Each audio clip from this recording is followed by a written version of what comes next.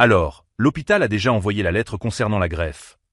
Demandai-je avec désinvolture, en coupant un morceau de dinde de Noël sur la table décorée de ma belle-mère. La salle à manger était parfaite, comme toujours. Guirlandes lumineuses dorées, sapin de Noël imposant dans un coin, odeur de cannelle et de gingembre flottant dans l'air. Toute la famille était réunie autour de la vieille table en chêne, souriant et se passant les plats comme si nous étions la famille parfaite des publicités télévisées. Papa et Linda se sont rapidement regardés. Cela n'a duré qu'une seconde, mais je l'ai remarqué. « Ah, cette lettre !» a dit Linda en riant, tout en servant davantage de sauce au canneberge dans son assiette. Elle est arrivée la semaine dernière, mais nous avons utilisé l'argent pour la fête de remise des diplômes de Kyle. Il n'obtient son diplôme qu'une fois dans sa vie, n'est-ce pas? Le silence qui a suivi était assourdissant.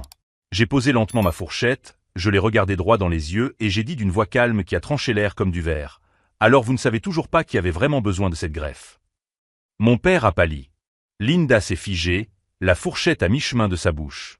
Kyle a continué à pianoter sur son téléphone comme si de rien n'était, comme à son habitude. Cette seule phrase a transformé Noël en zone de guerre dans 3 secondes. Si vous avez déjà lâché une bombe comme celle-là lors d'un dîner de famille et vu tout le monde s'étouffer avec leur nourriture, racontez-le dans les commentaires. Je lis chaque histoire, je vous le promets. Et restez jusqu'à la fin, car que leur est-il arrivé après ça? Vous allez vouloir le savoir. Je m'appelle Oliver, j'ai 32 ans, et voici l'histoire de comment j'ai découvert que ma propre famille avait condamné mon petit frère à mort pour financer une fête universitaire. Pendant 12 ans, depuis que j'ai commencé à travailler à 20 ans, chaque centime qui me restait servait à subvenir aux besoins de cette famille. Les frais de scolarité de Kyle dans une université privée, le financement de sa voiture, le loyer de son appartement chic près de l'université, la carte de crédit sans limite qu'il distribuait à ses amis comme si c'était des bonbons. Je n'ai jamais dit non. Pas une seule fois. Il y a 9 mois, Kyle est rentré à la maison après une fête, se plaignant d'un mal de dos qui ne passait pas. Il a dit que c'était à cause du football américain à l'université, mais quelque chose dans son comportement m'a inquiété. Sa peau était un peu jaunâtre, il était constamment fatigué, il évitait de boire de l'eau. Pendant qu'il dormait sur le canapé du salon, ronflant comme un tracteur, j'ai prélevé quelques gouttes de son sang à l'aide d'un kit que j'avais acheté sur Internet. Je l'ai apporté moi-même à un laboratoire le lendemain. 2 jours plus tard, le docteur Martinez m'a appelé. C'était mon ancien camarade de fac, devenu néphrologue, et sa voix était trop grave pour être une bonne nouvelle. Oliver, c'est une insuffisance rénale chronique. À un stade avancé. Sans transplantation dans les 6 prochains mois, il aura besoin d'hémodialyse pour le reste de sa vie. Et même ainsi, il n'a pas eu besoin de terminer sa phrase. Je n'en ai parlé à personne. Kyle aurait paniqué. Mon père aurait minimisé la situation, comme il le fait toujours. Linda en ferait un drame télévisé. J'ai donc fait ce que je fais toujours. J'ai pris une décision seule et en silence. J'ai créé un fonds médical révocable à mon nom, avec Kyle comme bénéficiaire exclusif. J'ai versé chaque prime, chaque 13e mois, chaque centime d'heure supplémentaire sur ce compte. 143 000 reais, soit le montant exact demandé par l'hôpital privé pour l'ensemble de la procédure. Comme je voyage beaucoup pour le travail, j'ai inclus une clause d'urgence. En cas de besoin médical urgent pour Kyle, l'un ou l'autre des parents pouvait demander le retrait avec ma confirmation verbale et mon email. Je n'ai jamais pensé qu'ils l'utiliseraient. Mais ils l'ont fait. La semaine dernière, alors que j'étais coincé dans une réunion à Sao Paulo, Linda a appelé le directeur de la banque en pleurant. Elle a utilisé les mots exacts suivants. « Oliver est à l'étranger. Kyle est tombé malade. Il a autorisé le déblocage des fonds. » Elle a ensuite envoyé un email depuis une adresse presque identique à la mienne. oliver.santos.corporativo.wato.7.gmail.com. La différence était si subtile que le directeur ne l'a même pas remarqué. L'argent a été débloqué le jour même. La totalité. Où est-il passé? À la fête de remise des diplômes de Kyle. Location d'un manoir à Campos do Jordão pour tout le week-end. DJ international, buffet d'hôtel 5 étoiles, feu d'artifice sur la montagne. 300 invités, dont la moitié étaient des influenceurs qui avaient besoin de contenu. J'ai consulté le compte Instagram de Kyle au petit matin. Les stories étaient toujours là. Lui surfant sur la foule. Il faisait sauter le bouchon d'une bouteille de champagne sur la terrasse. Il souriait devant un panneau néon qui disait « 22 ans et imparable ». Il n'avait aucune idée que l'argent qui avait illuminé sa fête était la seule chose qui le séparait d'une vie entière passée connectée à une machine d'hémodialyse. Je me suis assis sur le bord du lit jusqu'au lever du soleil, mon téléphone déchargé à la main. Mon petit frère, le même garçon que je portais sur mon dos quand il avait 5 ans, était sur le point de tout perdre parce que nos propres parents avaient gâché son avenir pour un week-end de likes et de feux d'artifice. Pour la première fois en 12 ans, je n'ai pas pleuré. Je n'ai pas crié. J'ai juste senti quelque chose en moi se déconnecter comme un interrupteur. Et c'est là que j'ai décidé, ils étaient livrés à eux-mêmes. Si vous aimez cette histoire de justice et de famille, n'oubliez pas de vous abonner à la chaîne, car ce qui va suivre va vous montrer jusqu'où des personnes désespérées sont capables d'aller pour protéger leur source de revenus. La sonnette a retenti à 2 heures du matin, rompant le silence comme une sirène. Je savais déjà qui c'était avant même d'arriver à la porte. J'ai ouvert et ils étaient tous les trois là.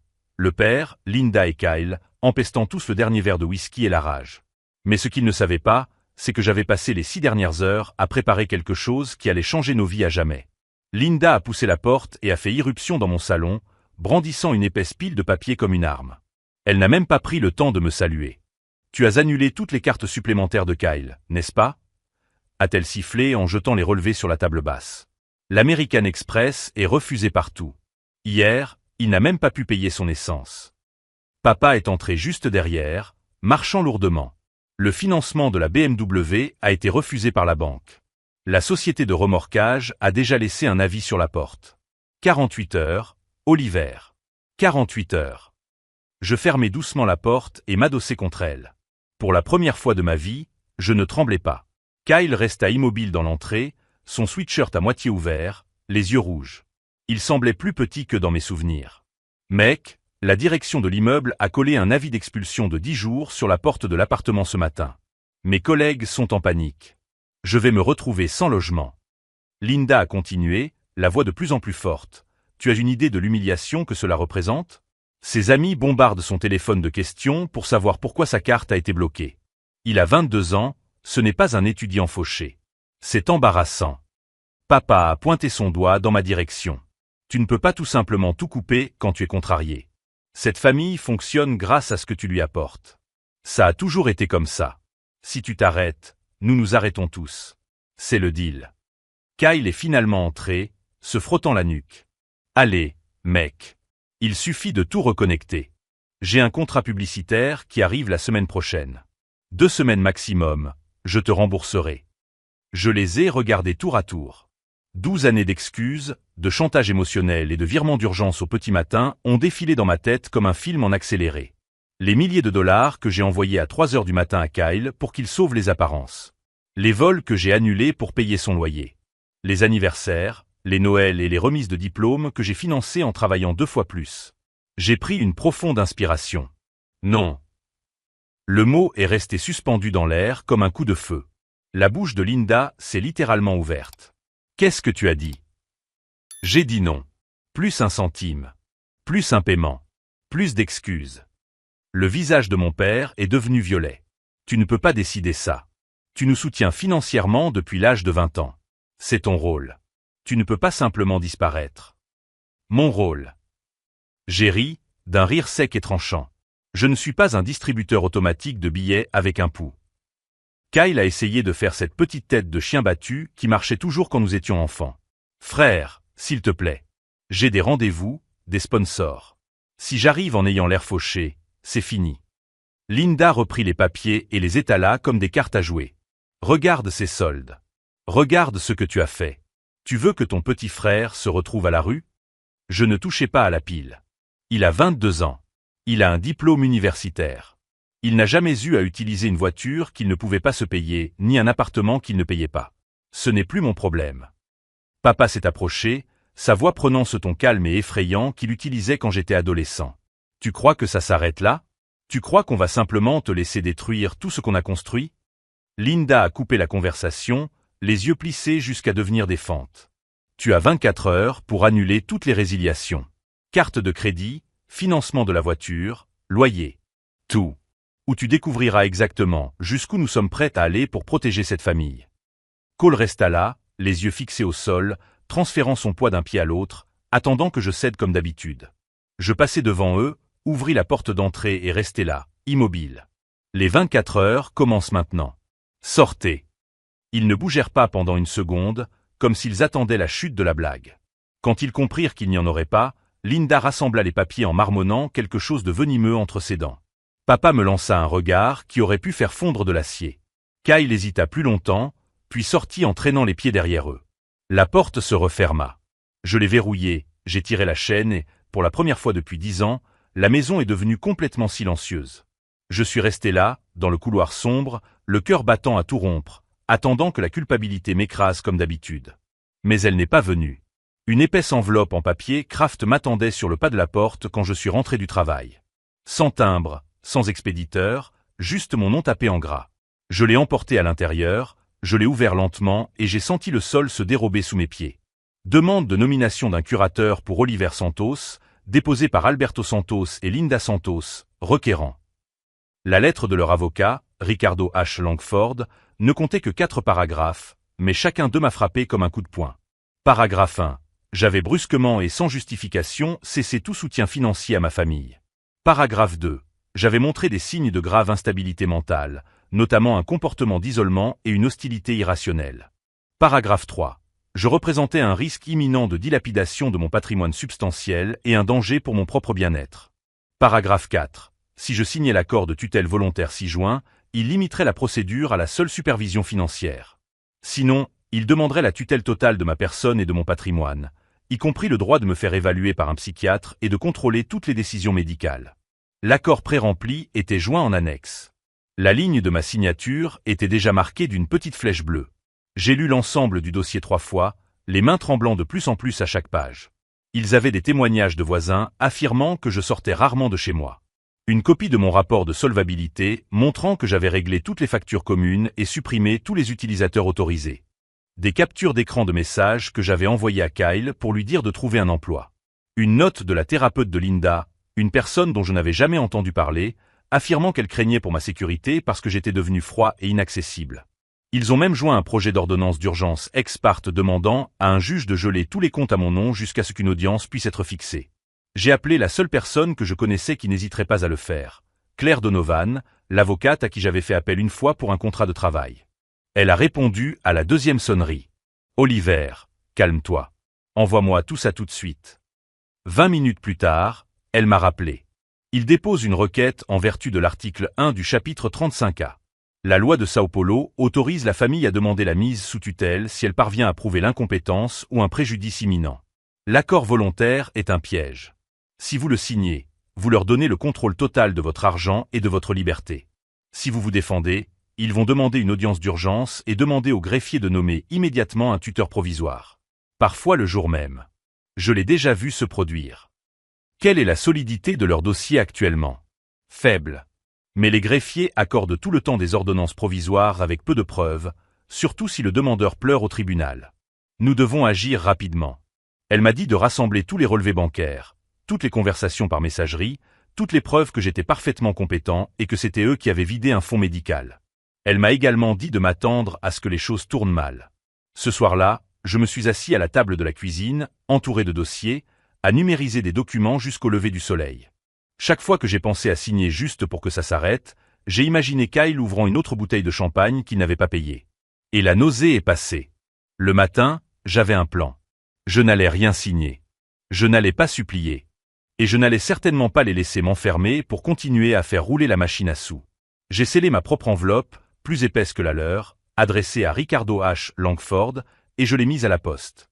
À l'intérieur, il n'y avait qu'une seule feuille. On se voit au tribunal. La neige était tombée si drue cette nuit-là qu'elle avait recouvert tous les lampadaires de la ville. Je venais de rentrer chez moi en traînant mes bras chargés de sacs de course quand j'ai remarqué la lettre recommandée collée à la porte d'entrée. L'enveloppe provenait du service des ressources humaines de mon entreprise. Mon estomac s'est noué avant même que je ne l'ouvre. À l'intérieur, il n'y avait qu'une seule feuille. Résiliation immédiate de la couverture santé en raison de la détection de multiples demandes frauduleuses dépassant 47 000 reais. Cette facture détaillée était agrafée au dos. Hospitalisation psychiatrique d'urgence à l'hôpital des cliniques, désintoxication dans une clinique de réadaptation à Campos do Jordão, hospitalisation pour observation de suicide à l'Institut de psychiatrie, toutes datées des 45 derniers jours. Toutes mentionnaient mon nom en tant que patient. Toutes comportaient des signatures électroniques falsifiées qui ressemblaient exactement aux miennes. Je n'avais jamais mis les pieds dans aucun de ces endroits.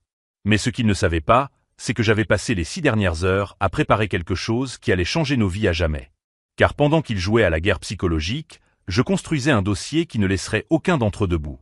Et demain matin, la vérité sur Kyle allait enfin éclater au grand jour. J'ai appelé l'opérateur de l'assurance maladie depuis le pas de ma porte, la neige fondant encore sur mon manteau. Après 43 minutes d'attente, une superviseuse m'a finalement lu les allégations d'une voix qui se brisait à chaque mot. Monsieur, celles-ci ont été soumises via le portail du prestataire avec votre numéro d'identification fiscale, votre date de naissance et une confirmation numérique. La loi fédérale nous oblige à suspendre la couverture pendant l'enquête. J'ai demandé les adresses IP des soumissions. Elle les a lues une par une. Toutes remontaient à une adresse que je connaissais par cœur, la maison où j'avais grandi. Cette même nuit, peu après 1h30 du matin, quelqu'un a commencé à frapper à ma porte si fort que tout le mur en tremblait. J'ai regardé par le Judas. 2 voitures de police militaire se trouvaient dans l'allée, leurs gyrophares illuminant la tempête de neige de rouge et de bleu. La neige s'est engouffrée dans la maison lorsque j'ai ouvert la porte. Le policier le plus proche était en train d'enlever des flocons de neige de ses épaules. Son badge indiquait « Lieutenant Silva ». « Monsieur, nous avons reçu un appel d'urgence d'un proche qui nous a dit que vous étiez ici et que vous aviez tenté de vous suicider. La personne a signalé des cris et du verre brisé. Nous devons entrer pour vérifier que vous allez bien. » Mes dents se mirent à claquer, et ce n'était pas à cause du froid. « Je suis seul », parvins-je à dire. Je dormais. Il acquiesça comme s'il avait déjà entendu cela auparavant. C'est le protocole lorsque le signalement est aussi détaillé. Cela ne prendra qu'1 minute. Je me suis écarté. 2 policiers ont rapidement parcouru la maison, leurs bottes laissant des traces humides sur le sol. Ils ont ouvert tous les placards, vérifié sous le lit, éclairé la cabine de douche avec des lampes torchées, et ont même ouvert les tiroirs de la salle de bain à la recherche de flacons de médicaments. L'un d'eux a parlé dans sa radio. Sujet localisé, conscient, sans blessure visible, sans arme, sans signe d'automutilation. Le lieutenant Silva m'a remis un formulaire de refus de transport médical à signer. Ma signature était tremblante. Quand ils se sont retournés pour partir, il s'est arrêté sur le seuil, la neige tourbillonnant autour de sa casquette. « Tu veux me dire qui t'en veut à ce point ? À ce point-là » J'ai ri une fois, un son qui m'a fait mal. Mes parents. Il n'a même pas cligné des yeux. On reçoit beaucoup d'appels comme ça. La plupart ne sont pas réels. Il m'a tendu sa carte. La prochaine fois qu'ils font ça, appelle-moi directement. Je m'assurerai que les policiers qui interviennent connaissent l'historique. Une fois les gyrophares éteints, je suis resté dans l'entrée ouverte, laissant la tempête s'engouffrer jusqu'à ce que mes doigts s'engourdissent. Puis j'ai fermé la porte, tiré tous les verrous et traîné une chaise sous la poignée. J'ai ouvert le site de ma mutuelle sur mon ordinateur portable et j'ai vu ma couverture platine passer au rouge. Résilié, enquête pour fraude. 47 000 reais en fausses allégations. Un appel à 1h30 du matin avec des policiers qui donnaient des coups de pied dans la neige. Ils n'essayaient même plus d'être discrets. Je me suis enroulé dans le canapé, toujours vêtu de mon manteau mouillé, mes bottes dégoulinantes sur le tapis. Pour la première fois depuis que j'avais coupé les vivres, la solitude absolue m'est tombée dessus comme une avalanche. Personne ne venait me sauver. Personne ne croyait même que j'avais besoin d'être sauvé. Je suis resté sur ce canapé jusqu'à ce que le ciel dehors prenne la couleur de l'eau sale, serrant la carte du lieutenant Silva si fort qu'elle a laissé une marque dans ma paume. Le lendemain matin, j'ai appelé le docteur Martinez, mon ancien camarade de fac qui avait diagnostiqué Kyle. J'avais besoin d'un allié qui comprenne parfaitement ce qui était en jeu. Oliver. Sa voix est immédiatement devenue sérieuse. Comment puis-je t'aider ? Je lui ai tout expliqué. Le dossier médical volé, la tentative de mise sous tutelle, les factures d'hôpital falsifiées, le faux appel à la police. Mon Dieu, a-t-il murmuré. Kyle est-il au courant du diagnostic ? Non. Et si ses parents obtiennent la tutelle, il ne le saura jamais. Ils le maintiendront malade tout en contrôlant mon argent. Il y eut un long silence. Oliver, je dois te dire quelque chose. Kyle est venu ici la semaine dernière. Mon sang se glaça. Quoi ? Il a dit qu'il avait de nouveaux mal au dos, mais il a clairement précisé qu'il ne voulait passer que des examens de base. Rien d'invasif, rien qui puisse apparaître sur la facture de l'assurance maladie familiale. Il a payé en espèces. Et alors ? Les résultats sont arrivés hier. Sa fonction rénale a chuté de 15% depuis le premier examen. Oliver, la fenêtre pour une greffe se referme. S'il ne fait pas d'hémodialyse dans les prochaines semaines, il va entrer en crise. J'ai senti le sol se dérober sous mes pieds. Il le sait, je n'ai pas encore pris de rendez-vous. Mais Oliver, il va devoir prendre une décision très rapidement. Avec ou sans ses parents.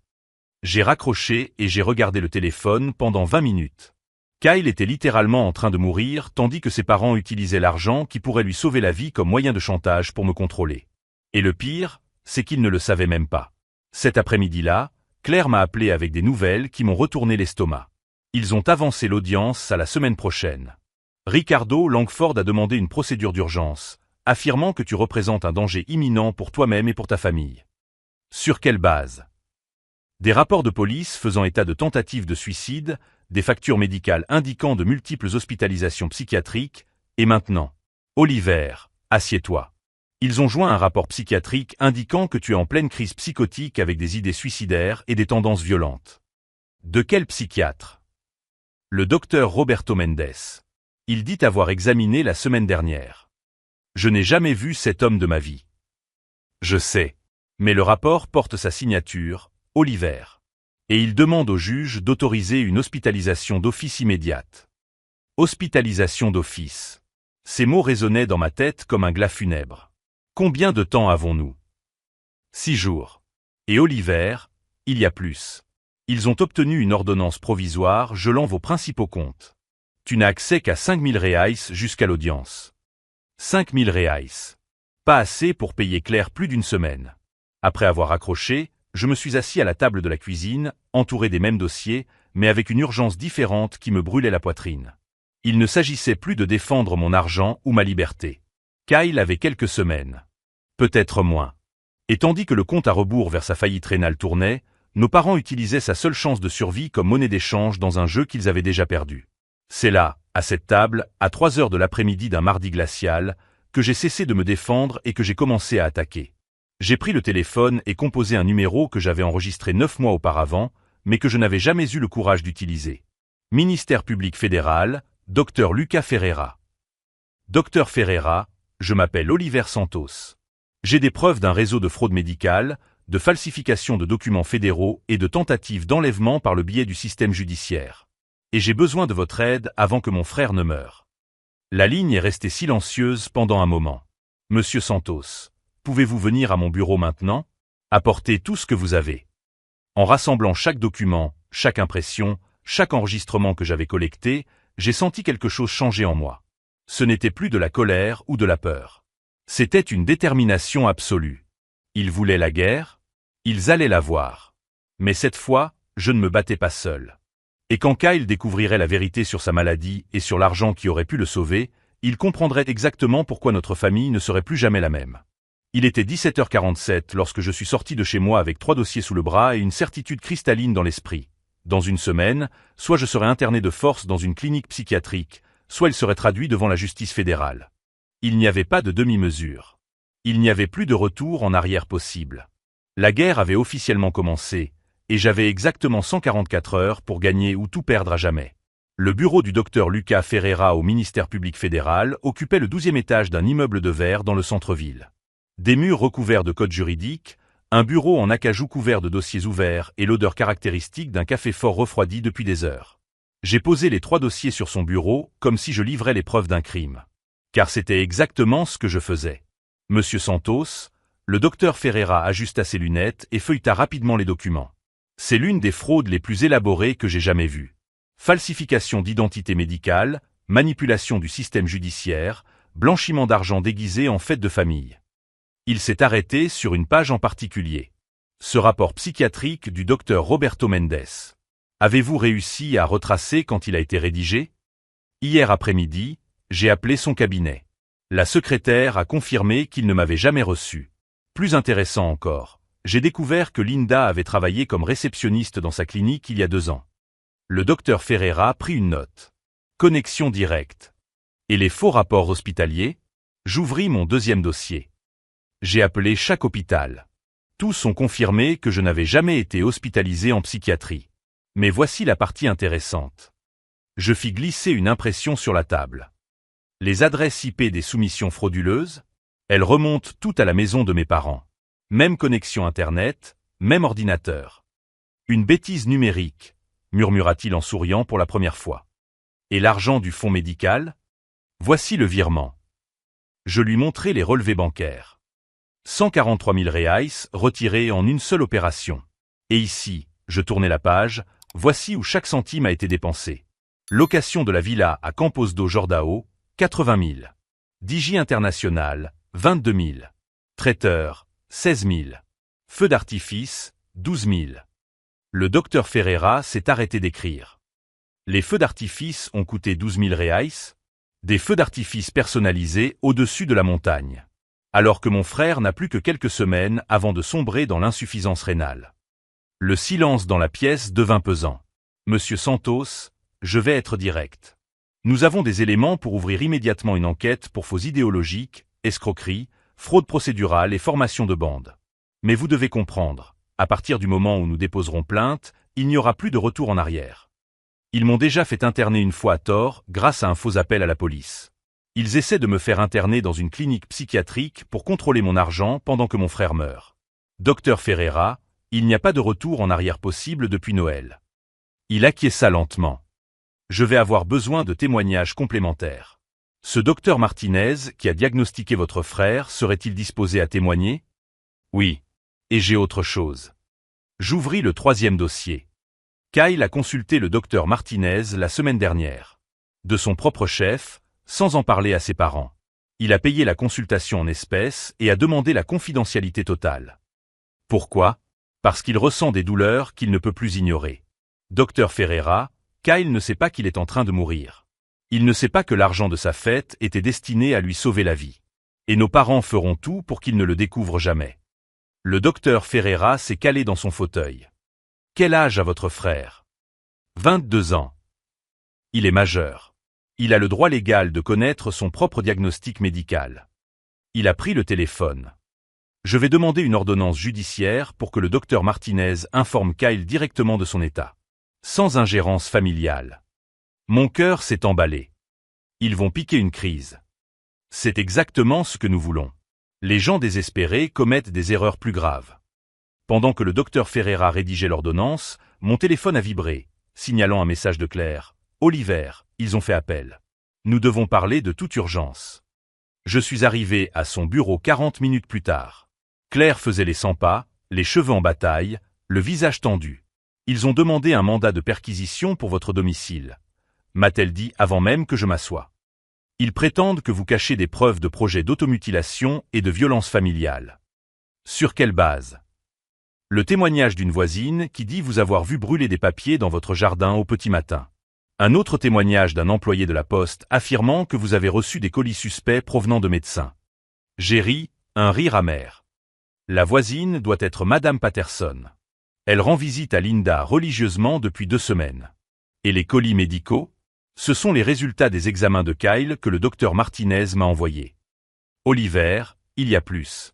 Ils ont obtenu une déclaration de Linda affirmant que vous avez appelé à 3 heures du matin en menaçant de faire payer tout le monde pour ce qu'ils ont fait. Et que Kyle vous a entendu dire que certains problèmes ne peuvent être résolus que par des solutions définitives. J'ai senti mon sang se glacer. Je ne les ai jamais appelés. Et Kyle ne vit plus avec moi depuis 2 ans. Je sais.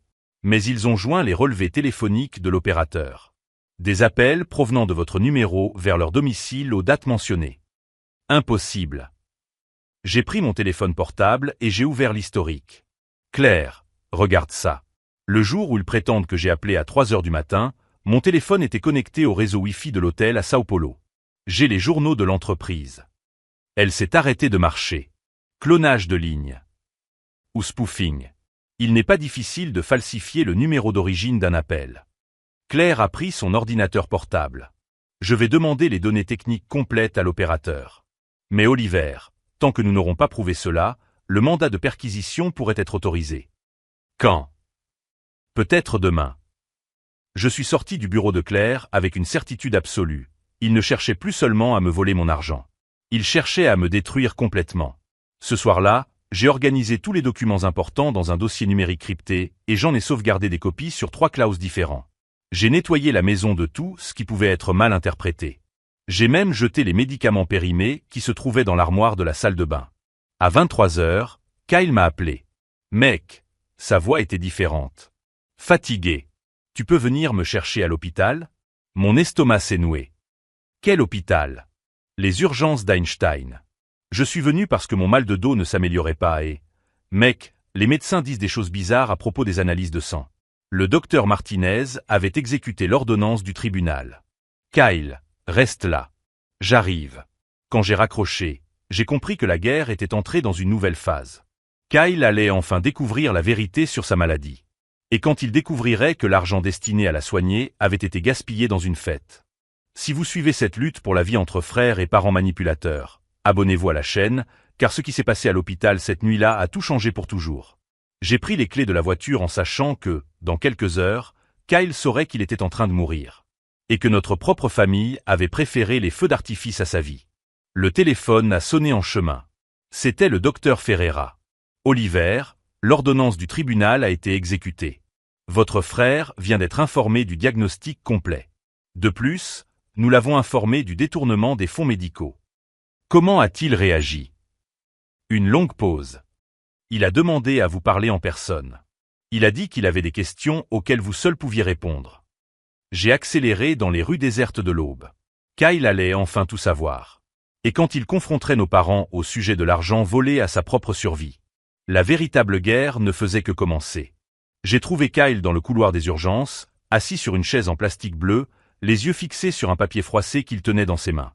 Quand il m'a vu arriver, il s'est levé lentement. Son visage avait changé. Il avait vieilli. Comme s'il avait pris 10 ans en quelques heures. « Frère » a-t-il dit d'une voix rauque. « Pourquoi tu ne m'as rien dit ?» Je me suis assis sur la chaise à côté de lui. « Te dire quoi ? Que je suis en train de mourir. » Il a déplié le papier. C'était le rapport médical complet. Insuffisance rénale chronique de stade 4. 6 mois avant une greffe ou une hémodialyse à vie. Le médecin a dit que tu le savais depuis 9 mois. J'ai pris une profonde inspiration. Kyle. Et ce n'est pas tout. Ses yeux étaient rouges.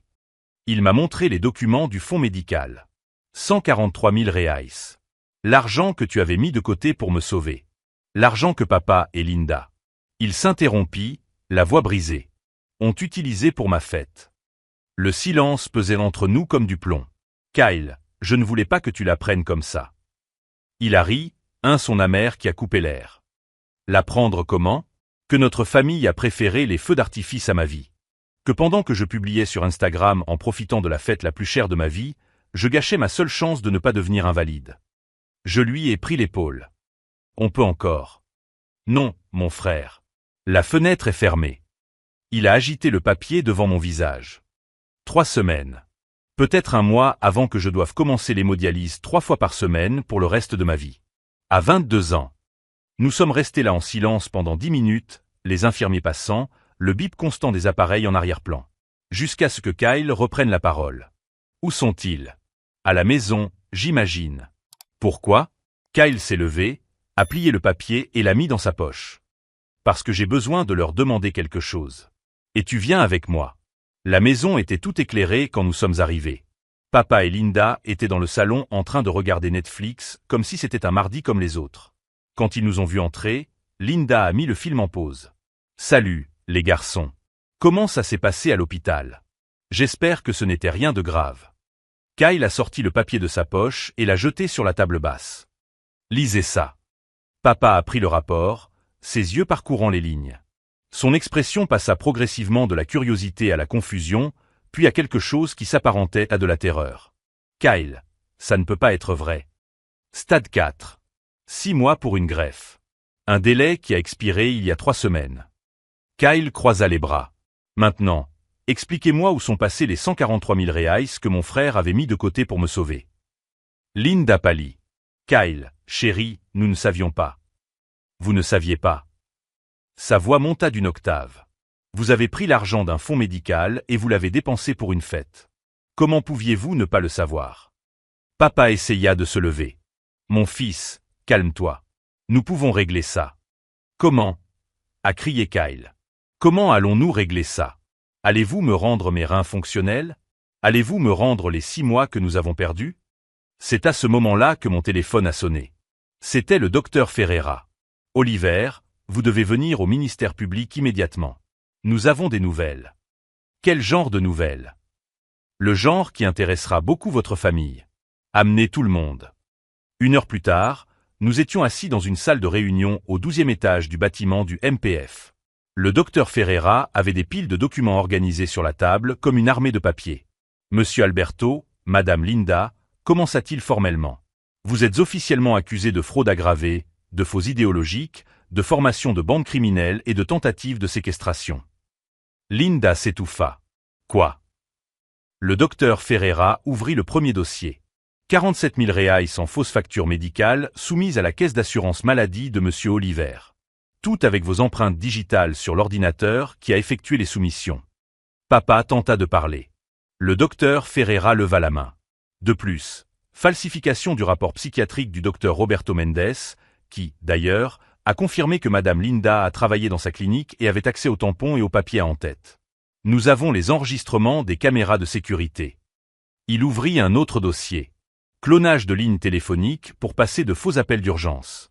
L'opérateur a fourni les journaux techniques complets. Et tentative d'obtention frauduleuse d'une tutelle au moyen de documents falsifiés et de témoins soudoyés, dont 3 ont déjà avoué. Le silence dans la salle était pesant. Mais voici la partie intéressante, sourit froidement le docteur Ferreira. Le virement bancaire que vous avez effectué à partir du fonds médical, il était techniquement légal. Oliver avait inclus la clause d'urgence. Linda poussa un soupir de soulagement. Cependant, poursuivit-il, utiliser de l'argent destiné à des soins médicaux pour une fête privée constitue un détournement de fonds qualifié. Et étant donné que le bénéficiaire était mineur lorsque le fonds a été créé, nous avons également affaire à un détournement de patrimoine d'une personne incapable. Le père finit par exploser. C'est de la persécution. Oliver a monté tout ça parce que nous avons coupé son argent. Le docteur Ferreira rit. Monsieur Alberto, c'est vous qui avez monté un stratagème pour faire interner de force votre propre fils dans une clinique psychiatrique. Oliver n'a fait que défendre sa santé mentale. Il ouvrit le dernier dossier. Et il y a autre chose que nous avons découvert en enquêtant sur vos comptes. Il fit glisser une impression sur la table. Au cours des 5 dernières années, vous avez détourné environ 400 000 reais qu'Oliver envoyait pour les dépenses familiales. Kyle se pencha en avant. Comment ça? Votre frère envoyait de l'argent pour le compte courant, les frais de scolarité, l'assurance automobile. Vos parents en prenaient une partie et l'investissaient dans un compte offshore aux îles Caïmans. Linda a essayé de se lever. Ce n'est pas un crime. Techniquement, non. Mais l'évasion fiscale, oui. Et le fisc a déjà été informé. Kyle a regardé ses parents comme s'il les voyait pour la première fois de sa vie. Vous l'avez volé pendant 5 ans. Son père était incapable de parler. Le docteur Ferreira rassembla les papiers. L'audience de tutelle a été annulée. Les accusations criminelles ont été déposées. Vous avez 48 heures pour constituer un avocat. Nous avons quitté le bâtiment en silence. Kyle marchait comme un zombie. Sur le trottoir, il s'est arrêté et a regardé ses parents. Vous avez détruit ma vie pour financer un faux style de vie, a-t-il dit d'une voix étrangement calme. Et quand mon frère a essayé de me sauver, vous avez essayé de le faire interner de force. Linda s'est mise à pleurer. Kyle, mon fils. Non. Il a levé la main. Je ne suis plus votre fils. Et vous n'êtes plus ma famille. Il s'est tourné vers moi.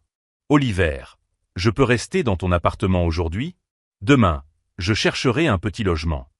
Kyle. S'il te plaît. Juste pour aujourd'hui. Je te promets que demain, je m'occuperai de ma vie tout seul. 3 mois plus tard, Kyle a commencé l'hémodialyse. 3 fois par semaine, 4 heures par séance. À 22 ans, sa vie tournait désormais autour d'une machine qui filtrait son sang. Papa et Linda ont tenu exactement 87 jours après l'audience. Les amendes judiciaires et les honoraires d'avocat se sont élevés à 120 000 reais. La maison a été saisie la semaine avant Noël. La banque a fermé la porte de la maison où nous avions grandi un matin de janvier, tandis qu'ils chargeaient le peu qui restait dans un camion de déménagement loué.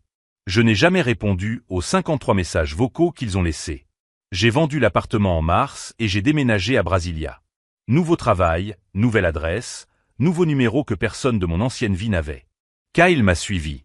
Nous avons loué une petite maison près de la clinique d'hémodialyse.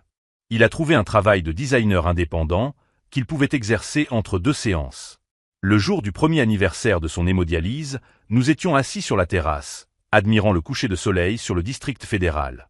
Kyle sirotait un jus de canneberge, l'un des rares aliments que ses reins pouvaient encore bien assimiler. « Frère » a-t-il dit soudainement. « Merci. » Pourquoi? Pour m'avoir sauvé alors que je ne savais même pas que j'avais besoin d'être sauvé. Pour t'être battu pour moi alors que j'étais de leur côté. Nous sommes restés là jusqu'à la tombée de la nuit, 2 frères qui avaient perdu leur famille, mais qui s'étaient trouvés l'un l'autre. Si cette histoire de loyauté entre frères et de justice familiale vous a touché, Abonnez-vous à la chaîne, car nous avons des dizaines d'histoires de personnes qui ont découvert que la vraie famille doit parfois être protégée de la famille biologique. Kyle est toujours sous hémodialyse. Mais il est en vie. Il crée des œuvres d'art numériques incroyables. Et pour la première fois depuis l'âge de 5 ans, il ne doit rien à personne. Moi? Eh bien, j'ai appris que l'amour n'est pas un chèque en blanc. Que la famille n'est pas un engagement à vie qui ne peut être rompu. Et qu'à partir du moment où vous faites de l'urgence d'une autre personne votre responsabilité permanente, vous renoncez à votre propre avenir. Cette maison à Sao Paulo appartient désormais à une autre famille. Ces montagnes sont la vue d'une autre personne. Et je n'ai jamais aussi bien dormi de ma vie. Parce que les personnes qui vous aiment vraiment ne vous laisseraient jamais en arriver là. Et quand elles le font, vous découvrez que vous avez soutenu des étrangers déguisés en famille pendant tout ce temps. La vraie famille, elle était assise à côté de moi sur la terrasse, reconnaissante d'être en vie, même connectée à une machine 3 fois par semaine. Et cela valait chaque centime, chaque dispute, chaque nuit blanche des 12 derniers mois. Pei et Linda ont été condamnés à 2 ans de prison en régime semi-ouvert pour fraude et falsification de documents. Les amendes se sont élevées à 200 000 reais. La maison familiale a été vendue aux enchères pour rembourser les dettes judiciaires. Kyle s'est mieux adapté à l'hémodialyse que nous ne l'espérions. À 25 ans, il gère son propre studio de design numérique et gagne en une semaine plus qu'il ne... Either win or you'll lose. Either way, you're not going to Yeah. sit there for 40 minutes. Nah, fair. Just say fuck it and go for it. Could be worse. You could be running a shotgun. No comment. It's fair.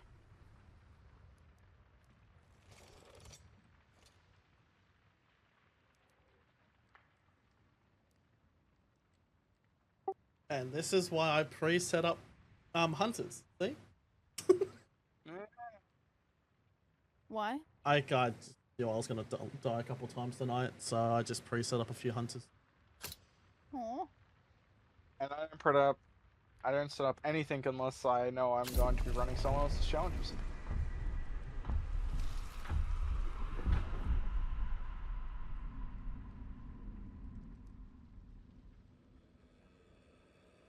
Back is killing me. Love it. One more Hellhound. One more actual headshot with the Maynard. And, Wait, headshot with the Maynard. no, I would say if you do one more headshot with the Maynard, you basically do her challenge and do magnets. And Ah, well, I could run that next. not the Maynard for yeah, Wait, the Maynard or the marathon? marathon. Okay. Dyslexic. It's all good, man. I understand.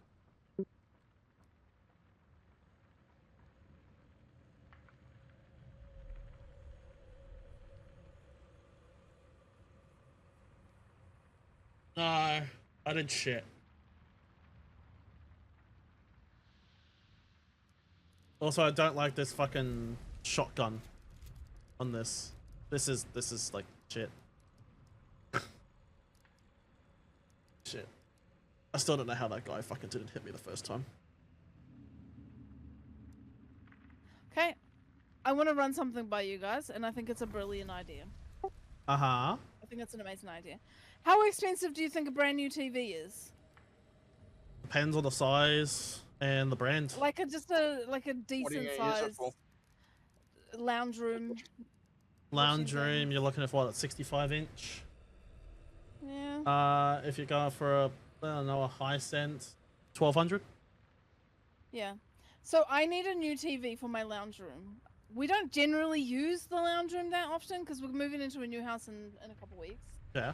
I'm like, might as well just throw this one out because there's no point fucking taking it with me. And I'm like, I don't have the money to spend that much on a TV that's going to be used maybe once or twice a month. Mm-hmm. So I looked online and I could probably get a projector for like $300 that connects to your phone wirelessly and would be able to be used for when we use the TV. Like you can connect it to the things that we use it for, Netflix, Spotify, that sort of stuff. Oh, yeah. Yeah. Isn't that a much better option?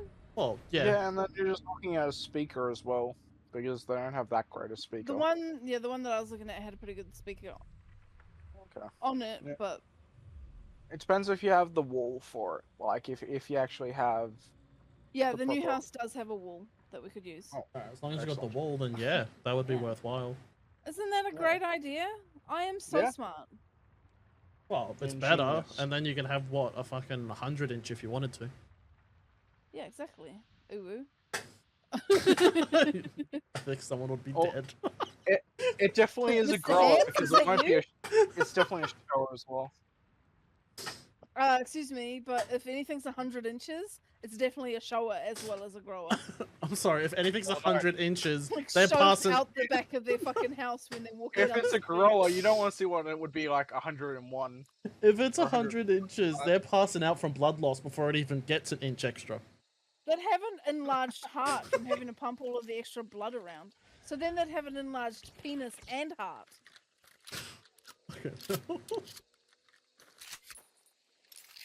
I'm so lucky to be around here. Isn't You it are, great? yeah. Aren't we Uh, amazing? I'm having fun. No. I'm not. Nah, that's me. Well, you gotta loosen up a little bit, okay? Get that 100-incher out and loosen up. You missed Sorry. Did you want me to be the cheerleader or the skeptic? the cheerleader. You're Both. doing so well. Thanks. You can do it. Now say, you're doing so well, baby girl, taking it all. No, don't say that! No, I'm good. Hey, That's not a cheerleader. That's more. I a let the different intrusive title. thoughts. I let the intrusive thoughts come out then. and there is That's a nothing wrong with different that. There's nothing wrong about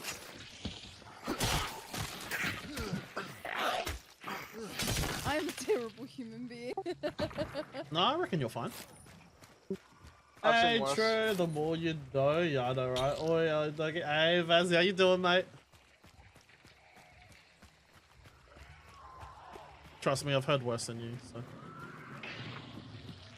I've Well, been was one. she a screamer? Oh, all night long. Gator legs? All night long. Oh no. God damn you. God.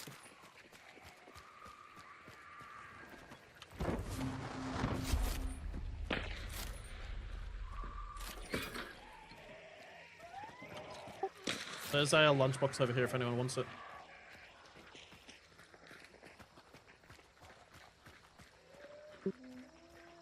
But I'll take this doctor. Give me the medkit. The character shouldn't be running in mud. This doesn't fit. Nah, it's all good. She's lifted up her skirt when she runs through it. I'm just minding my own business, running a romantic scene in my story, and I just hear an enlarged heart and enlarged penis. And I paused. Yes, Well, that was a shank. we have some interesting conversations with Nay.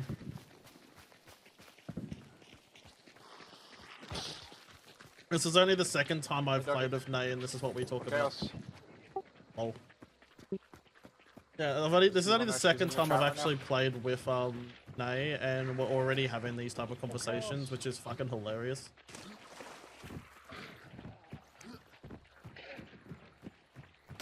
Well, there's burning card ahead of us. But she is a Kiwi, so it explains a lot.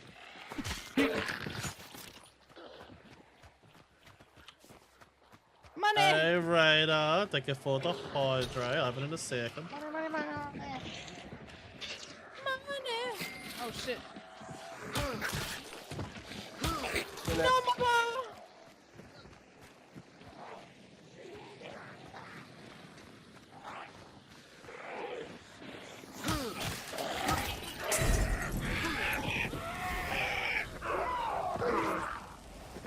Wendy then prison. Yeah, Wendy then prison on Cal. Is it Kiwi? Nay. The one I'm playing with. Nay, nay. Ooh, shots of Wendy. Oh, She's we've a got Kiwi. cart thing here. Yeah, that's it, that best.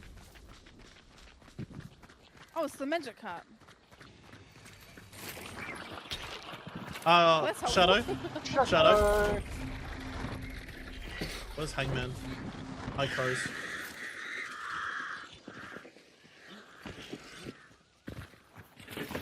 Well, someone just found all the bosses. Me, the thingy there. Did it for me. Who did it for you? Drop and roll. Okay. The Okay, I mean, so she's a fortune teller, Kiwi, yeah. so. I know exactly how that feels. Yeah. Now you hear the one I'm playing with, the Kiwis. I may be going off instinct, but I forgot we have You stabbed me? You ran into it. Is that what we're going with now? Yeah. Every time. Every time someone has a giant weapon. Giggity. Uh-huh. Wait, That's what a are we good giggling in? That you stab me every time. Every time you have a giant Love weapon, you stab him. I'm a lady with a giant weapon. What can I say? Relentless. Relentless. I can't pick up High Priestess, by the way, if anyone wants it.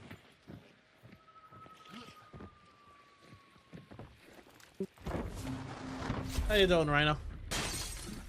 Hello, True. How are you doing? Also, it's been good. Can't complain. How about Geo's hunting? It's going good. Going good, Vessi. Oh, let's go. Get the boss. I was Therapy instead.